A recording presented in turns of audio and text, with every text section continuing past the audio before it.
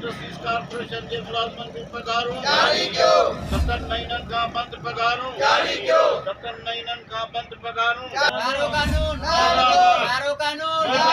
मारो कानून जारी आहे जारी रहंदी जंगलांजी जारी रहंदी पगार नहीं छो भला पगार नहीं छो भला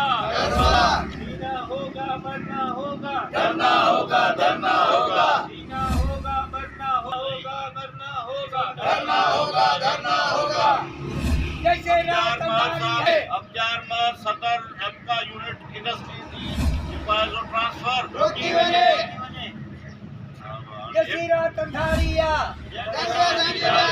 जैसी रात अंधारिया पीरज़ादो सीनियर नायब सदर एप्का सिंध सिमाल इंडस्ट्रीज़ मुलाज़मन जे पगारुनि ऐं ॿियनि बेनिफिट्स जे लाइ असां लॻभॻि मुने महीने खां जेको आहे सो सरापा एहतजाज बणियल आहियूं पूरी सिंध जे सभिनी डिविज़नल हेडक्वार्टरनि ऐं ज़िले हेडक्वार्टरनि में असांजो एहतजाज हलंदड़ आहे पर अफ़सोस सां चवणो थो पए गवर्नमेंट जे बेहसियत ते 25 ॾींहंनि खां वठी लाॻीतो जेको आहे सो पूरी सिंध में एहतजाज ते आहियूं हिन वक़्तु ज़ुल्म इहो आहे त पगारूं ॿिया बेनिफिट्स खां जवाबु आहे ऐं असांजे हिन एहतजाज करण जे रिज़ल्ट में जेको आहे ऐं हुननि इंतकामी कार्रवाई शुरू करे ॾिनियूं आहिनि जंहिंमें असांजे सिंध सिमाल इंडस्ट्रीज़ सखर जे यूनिट जो सदर अख़्तियार अहमद जेको आहे सो महर साहब उनखे कराचीअ बदिली कयो वियो आहे। असां पहिरें ॾींहं खां वठी हिननि जे बदिली जे लाइ उन्हनि खे चऊं था त महिरबानी करे हिकु त असांजा जाइज़ जेके बेनिफिट्स आहिनि उहे असांखे पगारुनि खां बि तव्हां महरूम रखियूं वेठा आहियो मुलाज़मनि खे ऐं मथां वरी नाइंसाफ़ियूं कयो पहले एतिरो कयो जो सुभाणे पाण बि बर्दाश्त करे सघो। असां त अख़्तियार महर साहब जी ट्रांसफ़र जो ऑर्डर जेको आहे उहो कैंसिल कर जेकॾहिं नथी DG आहे डायरेक्टर जनरल आहे पंहिंजो साईं वारनि जे खाते जी MD आहे डॉक्टर सरवत फ़हीम साहिबा को नालो आहे उनजो असांजी ऑपरेशन हम लोगों के साथ बहुत ज़्यादा जुल्म हो रहा है। हमारे बच्चे ईद की ख़रीदारी नहीं कर सकते।